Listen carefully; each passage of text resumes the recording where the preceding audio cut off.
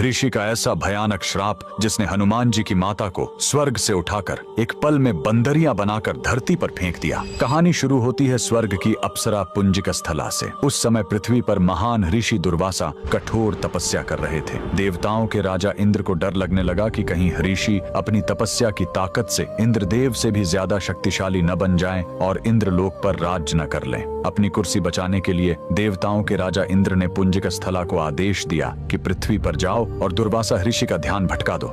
इंद्र के आदेश पर वह ऋषि के आश्रम गई और उनकी तपस्या में बाधा डालने लगी। ऋषि दुर्वासा ने गुस्से में आंखें खोली और उसे श्राप दे दिया। तूने एक चंचल वानर की तरह हरकत की है, जा पृथ्वी पर तेरा चेहरा भी वानर जैसा हो जाएगा। अप्सरा ने रोते हुए ऋषि के पैर पकड़ लिए। तब ऋषि ने दया दिखाई और मुक्ति का उपाय बताया। जिस दिन तुम भगवान शिव के 11वें रुद्र अवतार को जन्म दोगी, तुम वापस अप्सरा बन जाओगी। इसी श्राप के कारण उस अप्सरा ने पृथ्वी पर वानर राज कुंजर के घर बेटी के रूप में जन्म लिया, जिनका नाम अंजना पड़ा। बरी होने पर उनका विवाह महान वानर योद्धा केसरी से हुआ, लेकिन श्राप से मुक्ति पाने के लिए उन्हें एक पुत्र की आवश्यकता थी। इसलिए माता अंजना ने हम्पी के इसी अंजनाद्रि पर्वत पर भगवान शिव की घोर तपस्या की। सालों की तपस्या से शिव जी प्रसन्न हुए और वायुदेव के माध्यम से अंजना के गर्भ में दिव्य शक्ति स्थापित की। और तब इसी पहाड़ी पर जन्म हुआ बजरंग बली का। हनुमान जी के जन्म लेते ही माता अंजना का श्राप टूट गया। आज कर्नाटक के हम्पी में स्थित